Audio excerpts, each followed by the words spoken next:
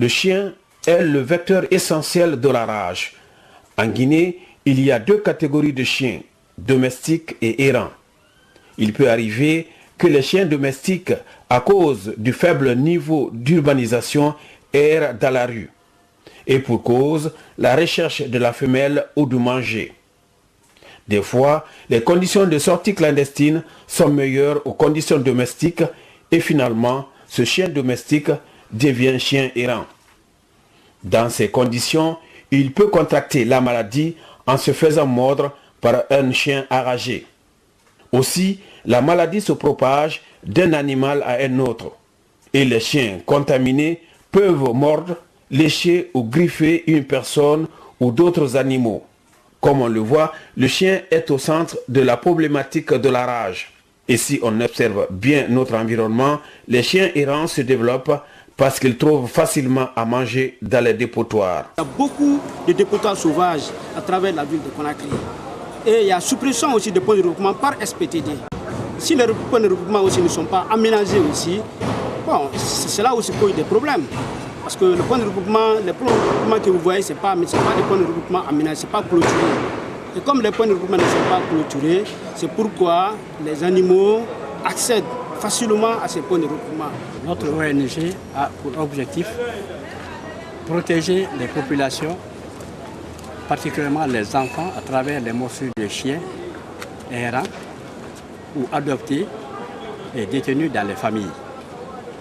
Conscientiser les propriétaires d'animaux de compagnie de leur devoir dans la détention de ces animaux. Recenser et identifier les carnivores domestiques chiens et chats détenus ou adoptés au niveau des familles. Quand plusieurs chiens se retrouvent, ils attaquent en groupe les hommes et le bétail. Aujourd'hui, la Guinée est confrontée au problème réel de la rage avec un taux élevé chez les hommes et les animaux. De 1995 à 2010, les statistiques des services vétérinaires et de la santé publique ont révélé. Chez les hommes, 18 750 cas d'exposition.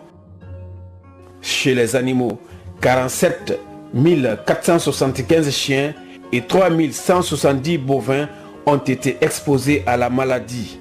95% des animaux mordeurs sont des chiens. C'est mon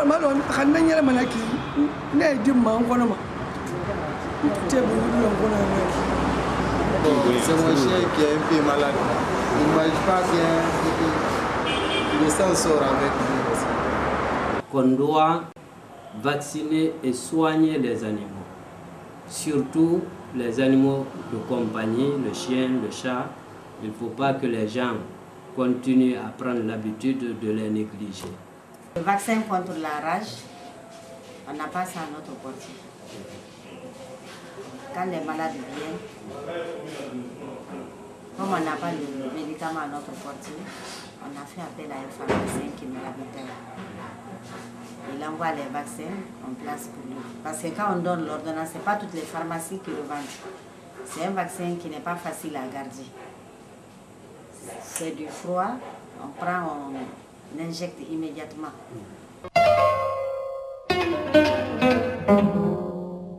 Les cabinets vétérinaires sont confrontés en Guinée au manque de vaccins antirabiques humains et prix des vaccins qui ne soient pas à la portée de la bourse du Guinéen. Conakry reste l'unique centre où le vaccin est disponible. Par ailleurs, dans la prise en charge des cas de morsure, il existe un problème d'information, de collaboration et de formation au niveau des services de santé humaine et animale pour une meilleure prise en charge. C'est ton chien qui a mordu ce monsieur. Oui. Où est ton chien? Ah, je l'ai tué. Il est vacciné? Non. Alors, tu as des problèmes. Une seule dose coûte 850 000 à 1 million. Allez, 100 000. Non, 1 million, 100 000. Aujourd'hui, si on n'a pas moyen, on ne doit pas garder le chien. Tout ce que je peux te faire, c'est pour te faire un papier pour que tu vas prendre la charge de la vaccination de monsieur et les premiers soins. Là, on voit directement un manque de maîtrise de procédure de prise en charge, ce qui peut parfois conduire à la cupidité de certains agents. Les difficultés résident sur l'absence de réactifs et la matière biologique qui n'arrive pas du terrain. Parce qu'en cas de morsure, ceux du terrain doivent nous envoyer généralement les têtes de chien pour qu'on puisse prendre la matière fraîche.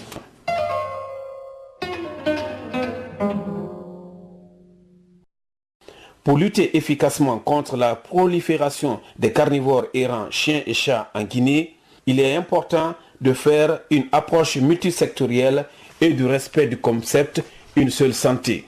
Mettre en place un programme de lutte pour lever les différentes contraintes. Ce programme va s'articuler sur le renforcement de l'information, de la sensibilisation des populations, des décideurs et autres acteurs avec l'appui des médias publics et privés et d'autres supports de communication, t-shirts, casquettes et banderoles. Le renforcement de la législation et de la réglementation sur la garde des animaux de compagnie, chiens et chats. La maîtrise de la population de carnivores errants dans les grandes agglomérations du pays. L'équipement, la formation des services de santé humaine et animale. Le renforcement du mécanisme de gestion des ordures ménagères dans les villes. La mise en place d'une coordination multisectorielle dans le concept une seule santé. L'exécution correcte du contenu de ce programme pourra permettre à la Guinée de réduire considérablement le taux de morsure de chiens.